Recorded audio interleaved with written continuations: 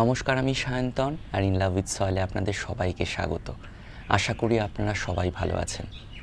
গরমকালে আপনারা আপনাদের বাগানের পরিচর্যা কিভাবে করবেন সেই নিয়ে আমি গত বছর একটা ভিডিও করেছিলাম এবং সেখানে আমি কতগুলো একেবারে প্রাথমিক বিষয় নিয়ে আলোচনা করেছি, যে বিষয়গুলো দিকে নজর না দিলেই নয়, এরকম কিছু বিষয় নিয়ে আমি কথা বলেছিলাম।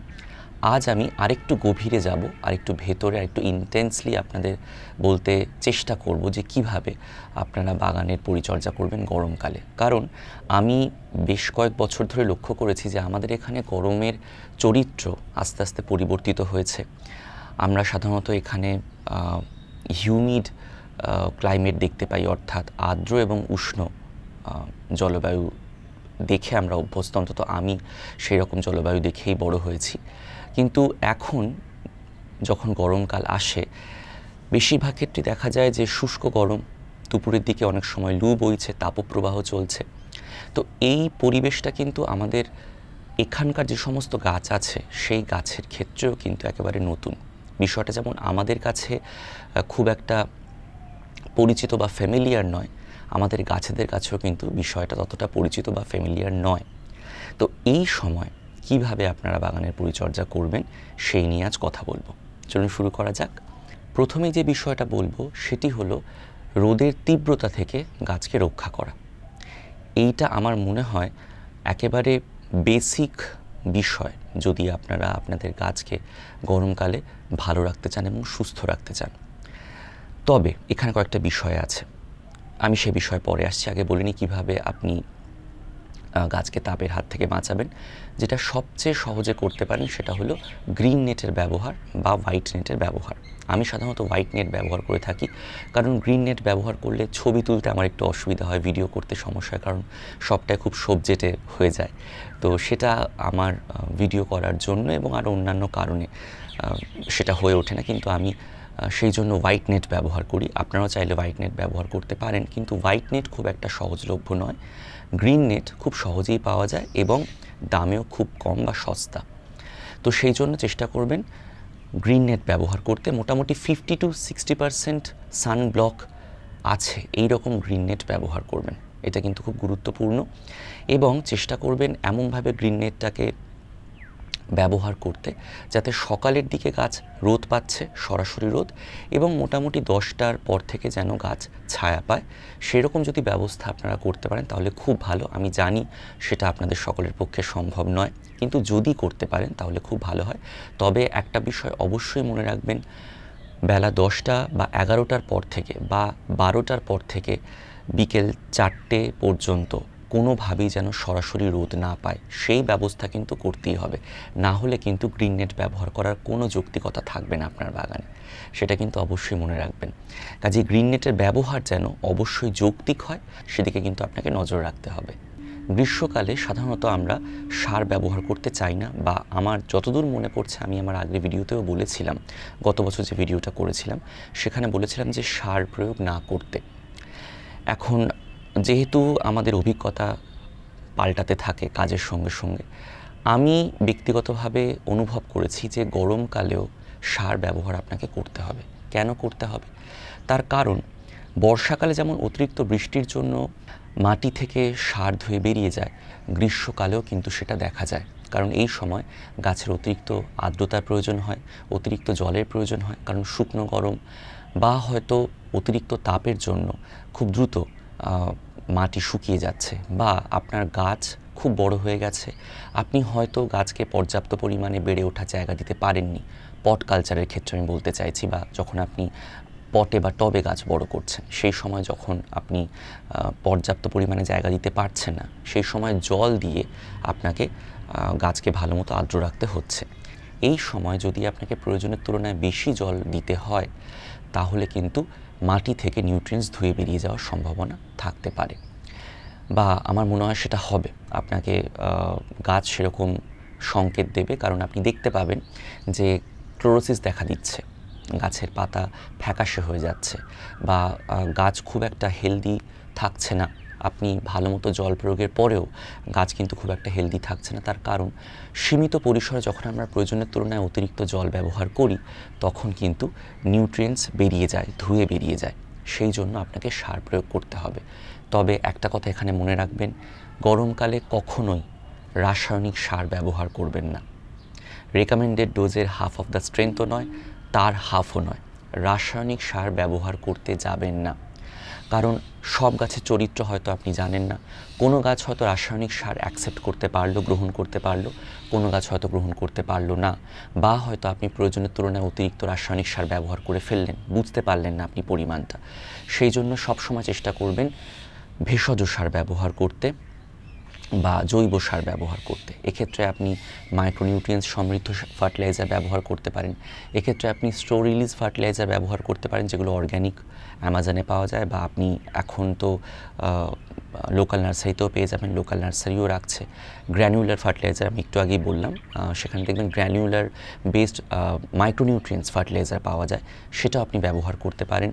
এছাড়া আপনি চাইলে ভেষজ মিশ্র সার পাওয়া যায়, যেগুলো খুব একটা গাছকে স্ট্রেস দেয় না, এইরকম সারও আপনি পেয়ে যাবেন অনলাইনে। আপনি সেই সারও ব্যবহার করতে পারেন। এমন কোনো সার ব্যবহার করবেন না যে সার মাটির তাপমাত্রা বাড়িয়ে দেয়, বা আপনি যখন সার প্রয়োগ করছেন তারপর মাটির তাপমাত্রা বেড়ে যায়, এরকম সার ব্যবহার করবেন না। যেমন খোল ভেজানো জল, এটা কিন্তু অত্যন্ত গুরুত্বপূর্ণ। আমি এটাকে পরবর্তী পয়েন্ট হিসেবে ধরব। খোল ভেজানো জল দয়া করে গরমকালে ব্যবহার করবেন না, তাহলে কিন্তু গাছের ভীষণ অসুবিধা হবে। কারণ খোল ভেজানো জল দুটো কাজ করে: এক, মাটির পিএইচ ভ্যালু বাড়িয়ে দেয়, আর দুই, মাটির তাপমাত্রা বাড়িয়ে দেয়। কাজেই দয়া করে খোল ভেজানো জল এই সময় একেবারেই ব্যবহার করবেন না, কোনো গাছে ব্যবহার করার দরকার নেই। আমি যে সমস্ত সারের কথা একটু আগে বলেছি সেই সমস্ত সার ব্যবহার করুন। আপনি লিকুইড যে সমস্ত মাইক্রোনিউট্রিয়েন্টস আছে, যেমন সুপার সোনাটা আপনি ব্যবহার করতে পারেন, মাটিতে ব্যবহার করবেন, পাতায় নয়। এবং এই নিয়ে আমি পরবর্তী পয়েন্টে আসব। পাতায় গরমকালে বা গ্রীষ্মকালে এই সময় কোনো সার ব্যবহার করবেন না। কেন বললাম? তার কারণ যেহেতু তীব্র রোদ বা তাপ খুব বেশি, সেই জন্য পাতায় যদি আপনি সার ব্যবহার করেন তাহলে অনেক সময় ওই সার পাতায় থেকে যায়, অতিরিক্ত সার পাতায় থেকে যায়, পুরোটা ধুয়ে বেরিয়ে যায় না, এবং সেটা পাতার চারপাশে তাপের সৃষ্টি করে, এবং এই তাপ আস্তে আস্তে পাতাগুলোকে পুড়িয়ে ফেলে। এটাকে বলা হয় কেমিক্যাল বার্ন বা ফার্টিলাইজেশন বার্ন। তো এই ফার্টিলাইজেশন বার্ন যাতে না হয় পাতায়, সেই জন্য অবশ্যই পাতায় কোনো রকমভাবেই কিন্তু সার প্রয়োগ করবেন না গরমকালে। হতে পারে যে গরমের দিকে আপনি অনুভব করছেন 2-3 দিন টানা বৃষ্টি হচ্ছে, বা হয়তো কালবৈশাখী ঝড় হলো, বৃষ্টি হলো, এবং তারপর মোটামুটি 2-3 দিন দেখছেন যে আবহাওয়া মোটামুটি সহনশীল এবং ঠান্ডা। সেই সময় আপনি চাইলে করতে পারেন, যদি আপনি খুব একটা আত্মবিশ্বাসী না হন এবং যদি আপনি খুব একটা অভিজ্ঞ না হন এই সময়ে সার প্রয়োগের ক্ষেত্রে, কোনো প্রয়োজন নেই। আপনি মাটিতে সার প্রয়োগ করছেন, গাছ সেই সার গ্রহণ করতে পারবে। এবং আমি একটু আগে ক্লোরোসিসের কথা বলছিলাম, আপনি যদি প্রয়োজনের তুলনায় অতিরিক্ত জল দেন তাহলে অবশ্যই ক্লোরোসিস দেখা দেবে। সেক্ষেত্রে আপনি কিলেটেড সার ব্যবহার করবেন বা কিলেটেড আয়রন ব্যবহার করবেন। কিলেটেড সার বলাটা ভুল হলো, কিলেটেড আয়রন ব্যবহার করবেন বা চিলেটেড আয়রন ব্যবহার করবেন। চেষ্টা করবেন EDDHA সমৃদ্ধ কিলেটেড আয়রন ব্যবহার করতে। EDTA জেনারেলি খুব একটা স্টেবল হয় না এবং সেটা পাতায় ব্যবহার করতে হয়। তবে যদি আপনি EDDHA না পান তাহলে সেক্ষেত্রে আপনি EDTA ব্যবহার করতে পারেন, কোনো অসুবিধা নেই। তবে EDTA ব্যবহার করলেও পাতায় ব্যবহার করবেন না, মাটিতেই ব্যবহার করবেন। আপনি যদি ছায়া গাছ রাখেন, ধরুন আপনি গ্রিন নেট ব্যবহার করছেন না, আপনার ছাদে অলরেডি শেড আছে, আপনি সেখানে গাছ রাখছেন গরম থেকে গাছকে বাঁচানোর জন্য, সেক্ষেত্রে গাছকে কিন্তু সপ্তাহে একবার অন্তত একটু ঘুরিয়ে দেবেন। কোন দিকে ঘুরিয়ে দেবেন? লাইট সোর্সের দিকে ঘুরিয়ে দেবেন। আপনি যেভাবে গাছ রেখেছেন সেভাবেই গাছ রেখে দিলে, যেহেতু শেডে যে কোনো একদিক থেকে আলো আসে, সেই কারণে গাছের গ্রোথ একদিকেই বাড়তে থাকে, ফলত গাছের শেপটা একটু বিগড়ে যায়, একটু পরিবর্তিত হয়ে যায়, গাছ একদিকে বাড়তে থাকে, একদিকে ঝুঁকে পড়ে। সেটা কিন্তু গাছের গ্রোথের জন্য ঠিক নয় এবং গাছের ওভারঅল লুকের জন্য ঠিক নয়। বিশেষ করে এটা দেখা যায় জবা গাছের ক্ষেত্রে, বা যে সমস্ত গাছ গরমকালে বেড়ে উঠছে সেই সমস্ত গাছের ক্ষেত্রে এটা হয়। কারণ বসন্তের পরই গ্রীষ্ম এসেছে, এই সময় আমাদের ক্লাইমেটে অধিকাংশ গাছই বেড়ে ওঠে। গোলাপের মতো নয় যে গাছের গ্রোথ থমকে যায়, আমরা ইভেন দেখেছি যে গোলাপ গাছও এই সময় বেড়ে ওঠে। কাজেই গাছ যাতে একদিকে না বাড়তে থাকে বা একদিকে যেন গাছের গ্রোথ না হয় সেদিকে আপনাকে নজর রাখতে হবে। এবং আরও একটা কথা মনে রাখবেন, বসন্তকালে যেহেতু আপনি প্রুনিং করেছেন বেশ কিছু গাছ, সেই সমস্ত গাছে যখন গ্রীষ্মকালে নতুন গ্রোথ আসছে এবং সেগুলো বেড়ে উঠছে, সেই নতুন গ্রোথ যদি একদিকেই বাড়তে থাকে তাহলে কিন্তু গাছের শেপটা একটু মানে স্ট্রাকচার্ড গঠন আপনি পাবেন না, মানে চারদিক থেকে সমানভাবে গাছের গ্রোথ পাবেন না, গাছ একদিকে ঝুঁকে পড়বে, সেটা কিন্তু খুব একটা দৃষ্টিনন্দন নয়। তো সেক্ষেত্রেও আপনাকে গাছকে মাঝে মাঝে একটু আপনি মোটামুটি 4-5 দিনে একবার করে ঘুরিয়ে দেবেন, তাহলেই হবে। মোটামুটি ধরুন 30% করে ঘুরিয়ে দিচ্ছেন, তাহলে কী হবে, গাছের চারপাশ সমানভাবে আলো পাবে এবং গাছ সমানভাবে চারদিক থেকে বেড়ে উঠবে। এবং যখন আস্তে আস্তে তাপ কমে যাচ্ছে, বর্ষা আসছে, তখন আপনি গাছকে তার নিজস্ব জায়গায় রেখে দিন, দেখবেন গাছ খুব সুন্দরভাবে বেড়ে উঠছে এবং একটা খুব সুন্দর গ্রোথ আপনি লক্ষ্য করতে পারবেন। এবং এই সময় আরও একটা বিষয়ের দিকে খেয়াল রাখবেন, যখন তাপপ্রবাহ হচ্ছে বা যখন গরম বাতাস, যাকে আমরা চলতি ভাষায় লুয়ের প্রবাহ বলি, যখন লু বইছে, তখন যে সমস্ত গাছ বিশেষভাবে আর্দ্রতা পছন্দ করে, যেমন ফার্ন, অর্কিড, সেই সমস্ত গাছকে সরাসরি এই বায়ুপ্রবাহের বা বায়ু চলাচলের মুখোমুখি রাখবেন না, তাহলে কিন্তু গাছ ভীষণভাবে বিপদে পড়বে বা বলতে পারেন গাছ দুর্বল হয়ে পড়তে পারে, গাছের পাতা ঝলসে যেতে পারে, পুড়ে যেতে পারে, পাতা হলদেটে হয়ে যেতে পারে এবং সেটা কিন্তু রিকভার করা প্রায় অসম্ভব হয়ে পড়বে। কাজেই অবশ্যই যে সমস্ত গাছ আর্দ্রতা পছন্দ করছে, যারা জলো জায়গা পছন্দ করে, যেমন ফার্ন বিশেষ করে, সে সমস্ত গাছ যদি আপনাদের কাছে থেকে থাকে তাহলে কিন্তু অবশ্যই চেষ্টা করবেন তাদের ছায়া রাখতে। আপনাকে তো রাখতেই হচ্ছে, প্লাস যেখানে অতিরিক্ত বায়ু চলাচল হচ্ছে, শুকনো বাতাস যেখানে বয়ে যাচ্ছে, সেখান থেকে গাছকে আপনাকে বাঁচাতে হবে। সরিয়ে আনুন এমন জায়গায় যেখানে খুব একটা হাওয়া চলাচল হচ্ছে না, এবং আপনি যখন জল ব্যবহার করছেন বা পাতায় জল স্প্রে করছেন, সেই জল যেন গাছ মোটামুটি 1-2 ঘন্টা ধরে রাখতে পারে, এই রকম জায়গায় গাছকে রাখুন, তাহলে দেখবেন ফার্ন, অর্কিড এরাও গরমকালে খুব ভালো থাকবে। যে সমস্ত গাছ হিট সেন্সিটিভ, অর্থাৎ খুব একটা গরম সহ্য করতে পারে না, সেই সমস্ত গাছকে চেষ্টা করুন এমন জায়গায় রাখতে যেখানে খুব একটা তাপ এসে না পৌঁছয়। কারণ যদি অতিরিক্ত তাপের মধ্যে গাছ থাকে, অর্থাৎ আপনি ধরুন ছায়া রেখেছেন, কিন্তু তা সত্ত্বেও সেখানে খুব তাপ দুপুরবেলা তৈরি হয়, অর্থাৎ দুপুরের দিকে যখন তাপমাত্রা বেড়ে যাচ্ছে, তখন সেই জায়গাতে যেখানে আপনি গাছ রেখেছেন সেখানেও তাপমাত্রা খুব বেশি পরিমাণে বেড়ে যাচ্ছে বা রিফ্লেক্টেড হিট তৈরি হচ্ছে। অর্থাৎ ধরুন আপনি একটা দেওয়ালের এগেনস্টে রেখেছেন গাছ, দেওয়ালে তাপ মানে দেওয়াল থেকে প্রতিফলিত তাপ আসছে, বা হয়তো আপনি এমন জায়গায় রেখেছেন নিচে মেঝে আছে, সেই মেঝেতে রোদ পড়ে সেখান থেকে তাপ প্রতিফলিত হচ্ছে। এই রকম জায়গায় যদি গাছ আপনি রাখেন তাহলে কিন্তু শিকড়ের ক্ষতি হবে, গাছের ক্ষতি হবে।